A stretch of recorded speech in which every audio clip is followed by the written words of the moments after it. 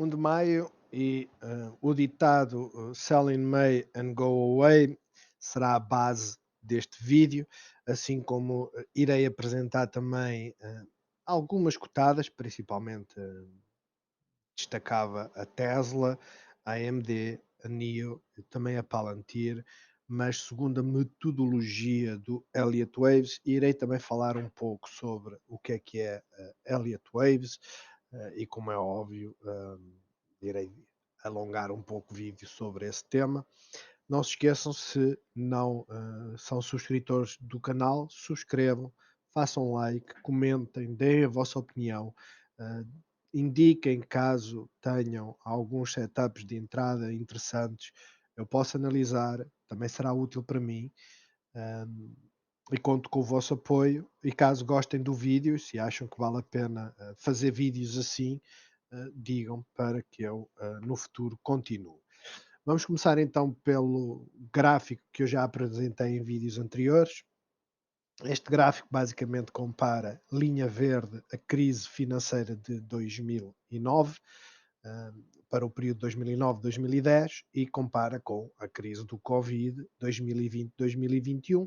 A comparação é interessante porque temos as mesmas, praticamente o mesmo comportamento. Claro que existe algumas, digamos, anormalidades, ou seja, aqui em 2009 aumentou, quando em 2020 caiu, mas de uma forma geral aquilo que importa é a tendência geral e, como eu já falei num vídeo anterior, se eu soubesse aquilo que saiu hoje, eu não teria entrado em fevereiro. Porquê? Porque em fevereiro, e o início está aqui, em fevereiro as ações caem, mas depois voltam a cair com mais força e eu fiquei a segurar o saco com a Apple, foi o primeiro exemplo. Um, e se tivesse tido acesso a este gráfico, eu não teria entrado e não teria passado por aquilo que eu passei. Agora a questão é, realmente poderá acontecer o sell in May go away? Aquilo que eu vos posso dizer é que existem muitos, mas muitos indicadores ou argumentos para que tal aconteça, a começar pelo facto de isto está muito estendido, o Standard and Poor's neste momento está a atingir máximos de sempre, está muito afastado da moving average a 50 períodos, como eu já mostrei no vídeo de sexta-feira. Vai ter que haver uma correção e o mais certo é ela acontecer agora em maio. No entanto, também temos este gráfico que nos indica que existem quedas fortes, não só em maio como em junho, e julho também não é um mês bom. Mas eu costumo dizer, estas quedas dão-nos oportunidades de entrada, de modo a conseguirmos rentabilizar investimentos. Uh, Agora temos é que ver se este ponto em que estamos, que já não é bem aqui, isto já foi a meio de abril, mas se já estaremos aqui neste ponto em que começa a haver o declínio, principalmente porque tivemos uma semana de earnings, principalmente das tecnológicas, em que apresentaram resultados fantásticos e basicamente caíram, mesmo aquelas que não costumam cair, caíram. Já não estou a falar do exemplo da AMD e da Apple, em que têm andado basicamente muito estáveis ou repetiram comportamentos anteriores, mas de uma forma geral o mercado tem estado muito calmo e normalmente essa calmaria, ou seja, esse movimento lateral poderá indicar uma correção para breve. A maior parte dos analistas, por assim dizer, indicam meio de maio a meio de junho como um período potencial para essas correções. Agora, aquilo que eu vos queria mostrar é outra curiosidade, que é comparar o movimento do Standard Poor's, aqui já não é dos últimos, eu creio que aqui era para os últimos 50 anos, ou lá o que era, mas aqui, quando falo dos últimos 50 anos, não é este o gráfico, era um outro que eu não vou mostrar, mas aqui considera os últimos 59 anos, mas até 2009, ou seja, basicamente desde 1940 até 2009, o comportamento do Standard Poor's 500 por norma é este, está a cor-de-rosa, e este é o movimento de o período pós-eleições. E se formos a ver, tirando aqui algumas nuances, a 20 e poucos de fevereiro tivemos uma quebra, ah, este pico não aconteceu em fevereiro, mas, em janeiro, então arrastando isto um pouco para o lado, as coisas vão batendo certo. Nós em março tivemos 2 quebras, uma foi no início de março, salvo erro a 5 de março, a outra já foi a meio, final de março. Em abril não tivemos esta queda, mas tivemos esta subida, não tivemos esta correção assim tão forte. Hum, ou seja, esta correção poderá acontecer, existe toda a probabilidade que aconteça, mas o selling may go away no caso de após as eleições, e as eleições nos Estados Unidos foram em novembro do ano passado, não bate certo. Pelo menos no ano a seguir às eleições, por norma, maio é que é o mês mais positivo, havendo depois correção a meio de junho. Outro gráfico, este aqui usa a análise de ciclos. Eu não gosto muito da análise de ciclos, porque elas não costumam bater certo. Basta começar por aqui. Houve esta correção mais forte, que representa este círculo maior, e estes círculos menores seriam as correções menores, e no entanto aqui não bate certo, está mais ou menos a meio. Aqui já bate certo, porque são os dois. Ou seja, levar isto uma pitada de sal, porquê? Porque eles prevêem que vai acontecer agora nos próximos, lá está, meados de maio, começa o declínio do Standard Poor's, tendo uma correção mais forte lá para agosto, setembro. Vale o que vale, a correção normal seria para aqui para os 410, isto é sensivelmente menos de 5%, talvez. Ora, 10% dá 42, 5% dá 22, a menos 2,5%. Os 5% será para aqui e aqui será os tais 10% de quebra. Outro dado importante, desde 2011 até 2020, esquecem 2020, ano atípico, mas de 2011 a 2019 só tivemos 2 maios em que realmente o Standard Poor's caiu, foram apenas 2, e tivemos 2, 3, 4 em que o Standard Poor's cresceu até 3% e tivemos 2, 3 em que cresceu acima de 7%. Assim sendo, o selling may go away é uma gíria, uma máxima que se usa, mas não quer dizer que a probabilidade aconteça. No entanto, não estou com isto a dizer que não vai acontecer ou que não existam indícios para que isso vá acontecer, porque existe uma forte probabilidade que aconteça. E para isso vamos ver não o Standard Poor's, mas os QQQs, porque Elliott Waves é, digamos, uma metodologia que é usada desde a Grande Depressão, ou seja, estamos a falar dos anos 30, modelos matemáticos como Fibonacci, o estudo das Moving Average, Elliott Waves, entre outras ferramentas, outros modelos matemáticos, eles são muito usados e hoje em dia têm uma relevância muito forte. Porquê?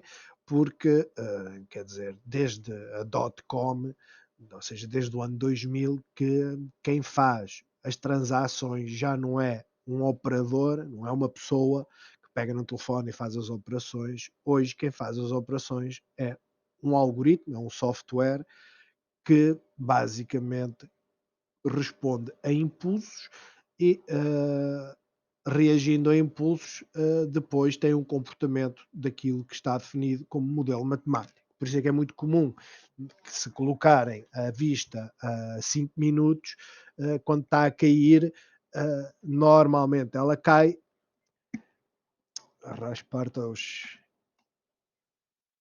os meus headphones querem sempre desligar. Mas se vocês colocarem numa análise a 5 minutos, 2 minutos, por norma, aquilo que vem é que quando ela está a cair, e vou dar o exemplo da queda, mas as subidas é o mesmo, aquilo que acontece é que a moving average ou de 5 períodos ou de 13 períodos serve como suporte ou resistência, ou seja, ele faz a venda, depois quando atinge um determinado valor, normalmente o RSI fica oversold, ela faz uma subida e volta a fazer flush, ou seja, venda, quando atinge a moving average. Não deixa fechar acima, se fechar acima é irrelevante porque vai cair, faz pressão. Isto para vos dizer então que Elliott Waves, para mim, são das ferramentas mais interessantes para análise de uma cotada, não num sentido empírico, em que os valores que nos indicam vão ser exatamente aqueles, mas no sentido de compreender a tendência. E no caso dos QQQs, aquilo que nós temos aqui, este foi o Puppy Trade que fez esta análise, basicamente de interessante e de relevante aquilo que temos é, ponto 1, estamos na primeira onda mais relevante, está aqui a vermelho, depois vamos ter uma correção, 2, esta correção vai ter sub-ondas, ou seja, vai ter impulsos também, mas impulsos é subidas, mas vai ter correções que depois se subdividem, mas temos onda número 1 e a primeira onda não é a maior. A maior é a terceira, é esta. Ok? Então estamos na primeira, que é que está a vermelho, ainda não chegámos a este ponto para fazer correção, e depois estamos numa sub-onda desta primeira que subdivide em 5 ondas também. E porquê é que eu queria trazer isto para a mesa? Eu queria trazer isto para a mesa porque realmente os QQQs, que é o setor tecnológico, se vocês quiserem seguir o Nasdaq, têm que meter o NDS, NDX, que é o ETF que segue o Nasdaq, mas os QQQs seguem o tecnológico e basicamente a tecnologia tem estado a fazer aqui este canal em que vai, não vai, arranca, não arranca, está num período de decisão. E na ótica dele, hum, esta onda 5 ainda não está completa. E não está completa porquê? Porque esta onda 5 corresponde não só ao comprimento da onda 1, desde que ultrapasse a onda 3, como também corresponde ao subcomprimento desta onda menor, que é o 1, tem aqui o 2, tem aqui o 3, tem aqui o 4, e basicamente aquilo que se faz neste tipo de metodologia é colocar o tamanho da onda 1, colocar no mínimo da onda 4 e teremos a onda 5. Como é óbvio, aquilo que ele diz é que o retracement da onda 3, ou seja, a onda 4, a golden zone é entre os 23% e os 38%, e não estamos lá neste momento. Não estamos lá, isto serve de alerta. Serve de alerta porquê? Porque podemos ir lá.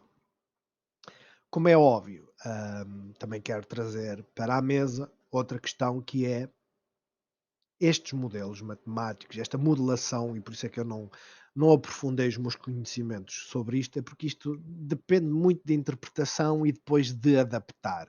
Enquanto nós desenhamos linhas de suporte e de resistência e elas não mudam, desenhamos linhas Fibonacci e elas não mudam, são aquelas. Ah, já isto não, isto basicamente eles vão modelando consoante vai acontecendo.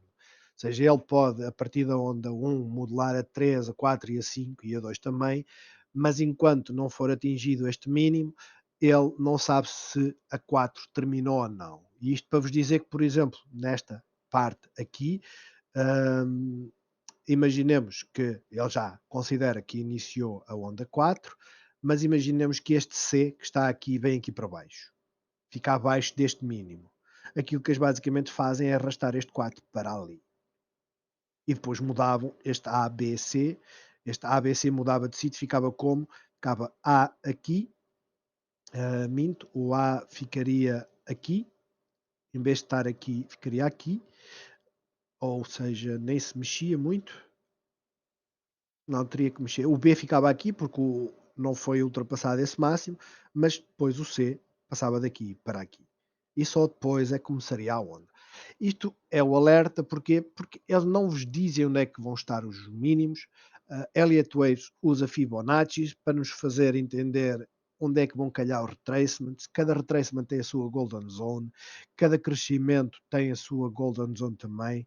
Se vocês forem a ver, uh, esta onda 3 é normalmente os 161% da onda 1. Ou seja, vocês fazem o retracement do mínimo até ao máximo da onda 1 e depois o nível 160 normalmente é onde termina a onda 3. Mas nem sempre isso acontece, porque se forem analisar os CTTs, eu fiz isso, eu achei que realmente ela fosse parar nos 2,5 e ela continuou.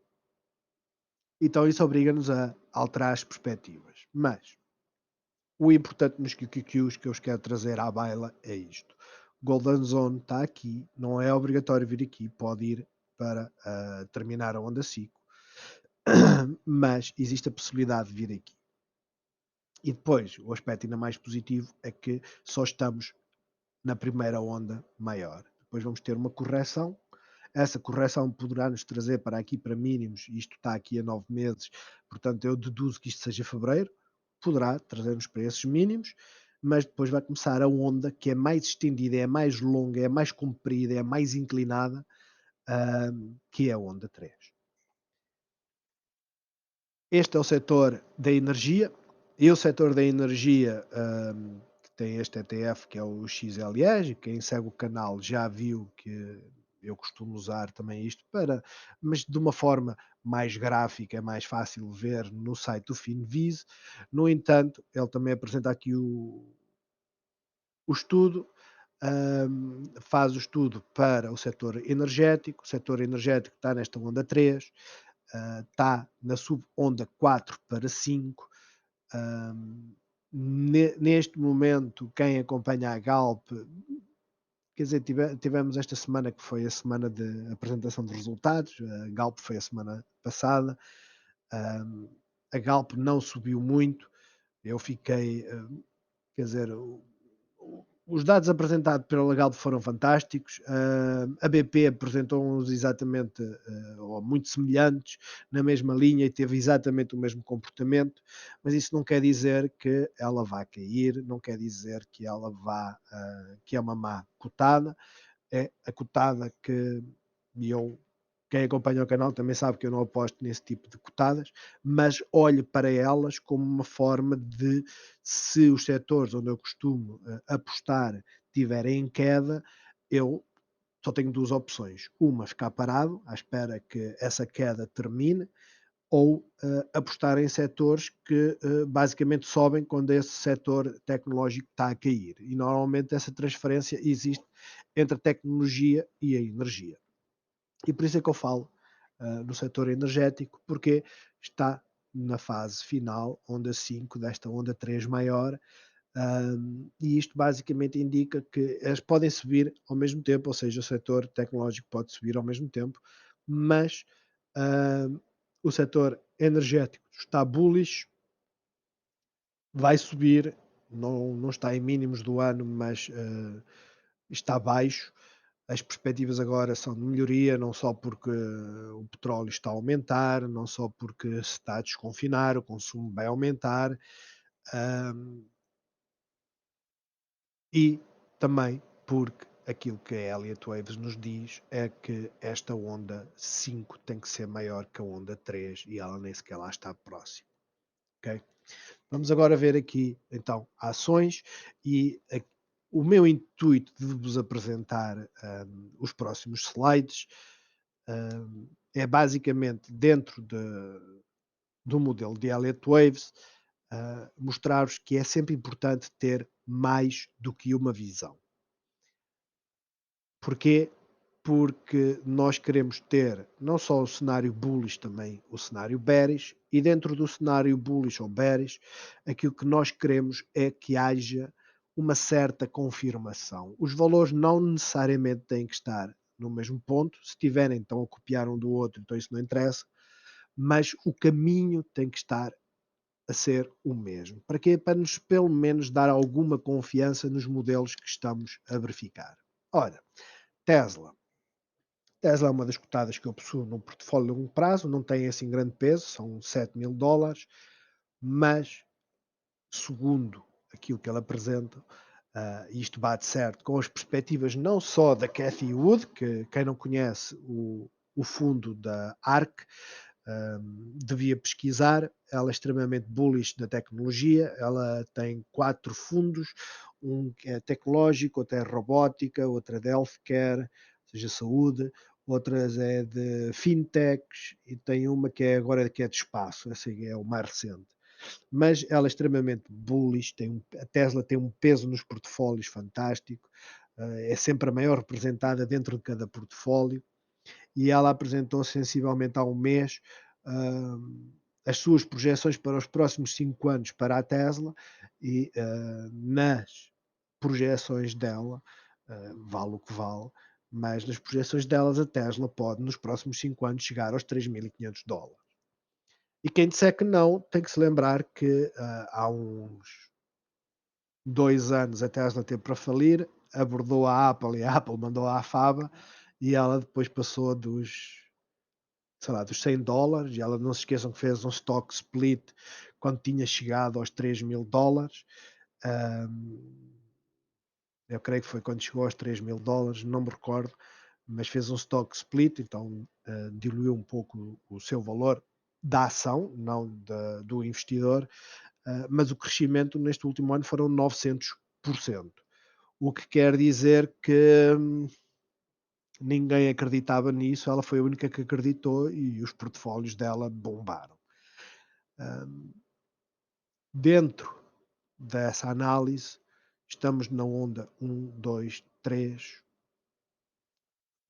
Peço desculpa, 1, 2, 3. Esta onda 3 aqui deve bater mais ou menos nesta, um bocadinho acima, mas ela vai continuar a subir para chegar aqui, que é o tal 161 retracement daqui, e depois conta a partir daqui o zero, faz o tal retracement para determinar onde é que ela pode fazer o retracement da onda 2. Esta onda 2 faz retracement normalmente a 61%, a onda 4 a 38%, pode variar também entre os 23 aos 38,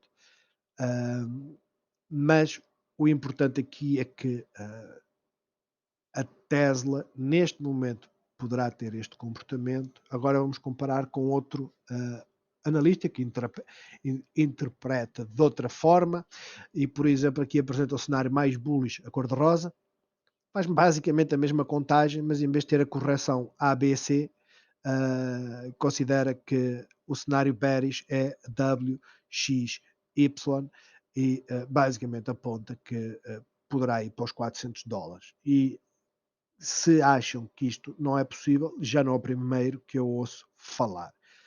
Este apresenta os dois cenários, mas, por exemplo, já na parte da movimentação da onda, considera que isto é um A, B, C, D, E e só depois é que arranca, quando o Puppy Trades não, considera que isto é um A, B, C de uma correção da onda 2 e que a seguir vem aqui a onda 3 e a onda 3, por norma, vem para esta zona. Okay? Vamos agora passar para a NIO. Eu sigo este Albert já há algum tempo. Eu gosto da perspectiva dele porque é daqueles que basicamente diz que nós devemos fazer entradas, sem dúvida, mas as nossas entradas têm que ter um risco-benefício. E é ridículo, como um outro que eu sigo, e vou continuar a seguir só para ver as escolhas e depois fazer a minha análise individual. Mas ele, por exemplo, diz que a ação hoje está a valer, vamos supor, $45. Ele diz que a melhor entrada é nos 40 e depois ela poderá chegar aos 50. Então, basicamente, nós temos que esperar que ela deixe até aos 40 para depois ter um ganho de sensivelmente 20%. E o que é que acontece? Na semana a seguir, ela não desce e dos 45 ela passa logo para os 50. E ele apresenta, bateu o target 1. E eu acho isso ridículo, acho isso estúpido. Foi ele que me deu a ideia da FCL. Ele aguentou a FCL menos do que eu, mas ele acho que deixou a cair até aos 9,5 e depois basicamente aquilo que fez foi vender a posição, encaixar o prejuízo e dizer que meteu calls para 2021, não sei qual foi o mês, para recuperar o dinheiro. E as calls para mim, as options para mim é um tema um pouco, é muito difícil de gerir, ganha-se muito dinheiro, mas também se pode perder muito e o meu perfil de investidor não é para options, eu prefiro usar alavancagem do que options. Mas lá está, este pelo menos aquilo que faz é dizer assim, não, ela ainda pode subir um bocadinho mais, mas vai cair e depois tentarmos entrar aqui. No entanto, aquilo que ela fez em vez de subir foi cair. Se fizermos aqui uma entrada, provavelmente vamos ter uma subida em que a primeira queda poderá ser neste intervalo, poderá cair aqui no 3 e depois vir aqui, certo? Mas o caminho final é $57 e fecha a terceira onda. Ok? $57, o retracement, lá está, 168. Agora vejam outro para a mesma, aqui está nas 2 horas, ou seja, aqui está na diária, um dia, aqui fez numa outra timeline, a 2 horas não é muito usada, aquilo que é usado é 4 horas, mas de uma certa forma, aquilo que ele diz é que a tal onda 3 fica nos 57,65, se vocês forem ver, 57,20, 57,65. Mas os retracements são em pontos diferentes. Aqui diz que a sub-onda 3 vai ser nos $47, aqui diz que a sub-onda 3 será nos 53. Mas dá aqui um intervalo que fala na alternativa bearish, que poderá entrar aqui em ação, em que basicamente isto poderá não ser o tal impulso 1, 2, 3, 4, 5, mas poderá ser um ABC, ou seja, faz esta onda e depois faz um ABC, mas dá-nos aqui algo mais. Vamos ver outra. Esta aqui é para a AMD, também o Puppy Trades. Ele diz basicamente neste vídeo que isto vai subir, mas a cautela que isto só é válido caso a ação não fique abaixo deste mínimo que está nos $73. O retracement em que basicamente é este mínimo aqui até este máximo aqui, o retracement normalmente da Elliott Wave é 23 a 38, mas também pode chegar aos 50%. Ou seja, o tal invalidação desta contagem que está aqui, passar para aqui mais ou menos os 50% deve ser aqui. Eu chamo isso a atenção porquê? Porque depois aquilo que vai acontecer, ele vai mudar estas letrinhas de sítio e no final todos têm razão. Ok? Mas a contagem continua a ser a mesma. 1, 2, 3, 4, 5. Só as posições é que variam. No entanto, caso não fique abaixo, vamos supor, dos $75, com toda a certeza ela vai fazer a onda 5, que neste caso vai ser do tamanho da onda 3, porque a onda 1 é muito pequena e colocando aqui neste mínimo ficaria abaixo da onda 3, então o tamanho é este aqui. A AMD não produz chips. Quem produz chips são a TSM, que é um fornecedor deles. Eles, sem dúvida, que vendem aparelhos que têm chips. Existe muitos que consideram, e isto está no setor dos chips, mas a AMD não produz um único chip, eles subcontratam a produção. A Intel é daquelas que produz, estava para mudar o modelo e aos poucos estava a começar a mudar o modelo para subcontratar essa produção, mas agora com os incentivos do plano do Biden, como é óbvio, eles querem agarrar um pouco desse dinheiro e vão continuar com a aposta de produção de chips. Mas lá está, 1, 2, 3, 4, vem uma 5, a AMD vai subir mais, aqueles $100 que toda a gente fala é uma realidade, com toda a certeza vai acontecer, mas ela pode fazer um retracement até aos $75, devem ter isso em atenção. Agora, outra visão sobre a AMD, para o tal Paul, eu já tinha mostrado isto num comentário, que fiz a um vídeo, para demonstrar como até este, no modelo da Elliott Wave, se sabia que a AMD, depois da apresentação dos resultados, ela costuma dar um trambolhão, porque ele dizia que a entrada devia ser aqui próximo dos 81. Eu não sei se será uma boa entrada, ela hoje vale, salvo erro, 83 ou 82. Aquilo que eu posso dizer é que pelo menos este percebeu que ela costuma cair nos earnings, mas dá uma contada bullish, uma contagem bullish, $93, terceira onda, correção aqui para os 87 e depois subida para terminar esta nos $100. Por fim, Palantir, eu já nem sei quem é que fez isto, mas também não vos posso dizer se concordo muito com isto ou não. Aquilo que eu estou quero mostrar é que ela poderá fazer, e lá está outra vez, 2 horas, ela poderá, sim senhora, fazer um rally para os earnings. Existe uma previsão de que ela apresente resultados extremamente positivos, ou seja, que vai dar lucro pela primeira vez na vida. Uh, Já é uma empresa que existe há 5 anos, fez o IPO em setembro do ano passado, mas até hoje nunca deu resultados positivos. E se ela realmente houver indícios que vai dar resultados positivos, ela vai estourar. Mas lá está, se vai ser antes dos earnings, depois dos earnings, não sei. Se vamos ter uma subida de 50%, também não sei. Mas lá está, esta é a contagem que nós temos, pelo que devem ter isso em atenção. Quem estiver faz parte daquelas que eu analiso, é só para trazer alguma luz. Agora vou-vos apresentar algumas que poderão ser ou não boas entradas, mas quero dar pelo menos o meu input na análise. Eu vou acrescentar a Snap, que é o Snapchat, eu vou acrescentar ao portfólio. Os earnings já aconteceram, ela já caiu nos earnings, mas vou acrescentar por 2 motivos. Motivo 1, Head and Shoulders, invertido. Isto já sabem, normalmente traz como indicação um arranque, mas por exemplo, na análise dele, ele diz que a melhor entrada será aqui e eu discordo plenamente. E discordo plenamente porquê? Porque não se deve entrar antes de uma resistência. Deve-se entrar depois de ultrapassar a resistência. E se vocês forem ver, 1, 2, 3 contactos, não conseguiu, caiu. 1, 2, 3 contactos, não conseguiu, caiu. Então só se deve entrar nesta cotada se quiserem, claro está. Eu vou metê-la debaixo do olho, mas não quer dizer que entre.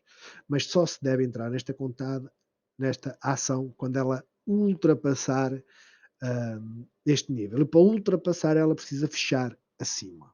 E se ela fechar acima, no dia a seguir, vocês, basicamente, ou eu, aquilo que vou fazer é tentar entrar, acompanhar a cotada e tentar entrar o mais próximo do suporte. Não quer dizer que se vir que ela vai cair nesse dia que eu faça a entrada. Aquilo que eu estou a dizer é que, porque pode acontecer como aqui, não é? Que nós, ok, vamos de entrar aqui no suporte e ela depois desce. Mas se ela descer, eu saio fora. E saio fora porque meti a minha stop loss abaixo da resistência do suporte. Ok? Mas lá está, dá-nos uma contagem e faz uma coisa que é interessante, que é dizer o ponto 1, ponto 2 e ponto 3. Ou seja, estes normalmente têm uma estratégia de vender 1/3 ou pelo menos 25% do portfólio neste ponto, 50% neste ponto e os restantes 25% aqui. E porquê é que se deve usar este tipo de estratégia? Porque não há garantia nenhuma que ela vai chegar aqui.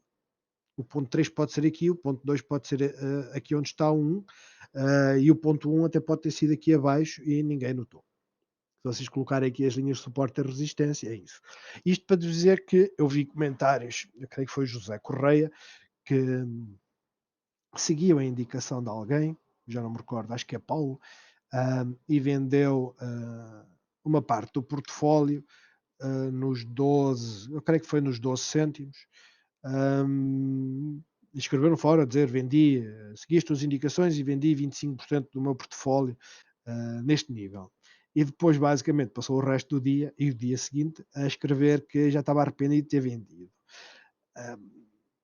E é isso que eu queria-vos transmitir e que, primeiro, ponto 1, não se deve vender todo o portfólio, como eu fiz já uma vez, recentemente, na EDP Renováveis. Não se deve vender o portfólio todo só porque atingiu um nível de resistência. Quando atinge um nível de resistência, é um ponto que nós devemos considerar como venda. Mas devemos vender apenas uma parte. E o facto dela subir, e foi o que aconteceu, o BCP acabou por subir, quase que chegou aos 13 cêntimos. Mas se nós vendermos naquele nível 25%. Nós já fizemos um lucro.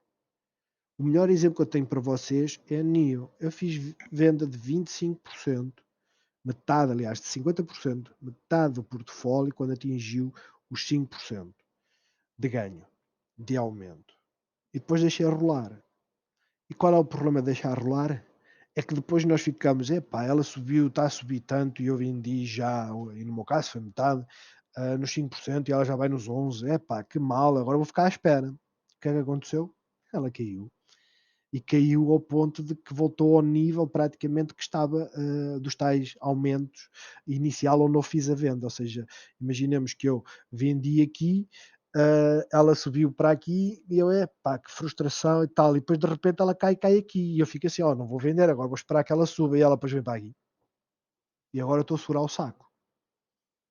Não é estratégia. Estratégia é nível de resistência, vende 25% aqui. Tem aqui outra linha de resistência, vende aqui outros 25%.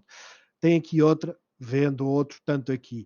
Este é o máximo de histórico do mais recente, vendo uma parte aí e deixo os restantes 25% para vender caso ela continue a subir, caso ela deixe para, vamos supor, para este nível aqui, eu finalizo e se ela depois arrancar para cima não fico triste, porque eu segui uma metodologia. Eu só espero que não aconteça ao José, porque não é normal o BCP subir 8% em 2 dias.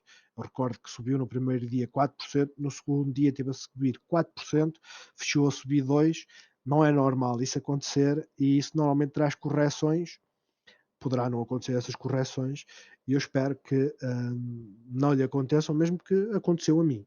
Não é uma ciência exata, mas é preferível ficar com consciência limpa do que andar depois frustrado com capital investido, porque eu sempre disse que temos um custo de oportunidade que é, enquanto eu estou a segurar o saco na NIO, eu deixei de ter possibilidade de investir aqui e aproveitar a subida. Isto aconteceu-me na Apple, que foi o meu primeiro investimento, em que a Apple subiu 15%, mas no meu portfólio continuava negativo. Isso é que é péssimo. Chewy. A Chewy tem aqui uma análise que não é muito frequente, usando a Weekly. Está aqui num ponto engraçado. Eu não vou acrescentar esta para a análise, porque é aquilo que se chama do consumer. Eu não sei se é consumer staple, se é consumer cyclical ou defensive, mas ela basicamente é uma loja online de produtos para animais de estimação, nomeadamente cães e gatos. Acho que é maioria, é muito focada nisso. Mas achei engraçado na visão semanal, está a fazer este recoil, está a, a fazer, peço desculpa, lower low, aquele triângulo, aquele wedge que é uma boa ponte, é um bom ponto de entrada, mas lá está, estamos na visão weekly e isto é para investimento de muito longo prazo. Não é a perspectiva que eu vou ter, porque se eu não acredito nos dinossauros, porque eles só sabem, eles dão dividendos, mas só sabem perder valor, eu não vou acreditar numa tecnológica que, sei lá, vamos ver o exemplo da Tesla, que eu sou bullish na Tesla, mas a Tesla no último ano subiu 800 ou 900%. Ela pode cair, é o mais provável. Mas as perspectivas que nos dão é que ela vai até aos $3.500. Pode acontecer. Não quero perder o barco. Faça um investimento de longo prazo e não olhe mais. É isto. Espero que este vídeo tenha-vos ajudado não só a compreender que realmente o passado poderá ser importante, mas nem sempre devemos ficar com uma visão. Eu apresentei-vos inicialmente aquela visão do gráfico do Standard Poor's, não só da média do Standard Poor's, como também a do que apresentava as duas versões da crise.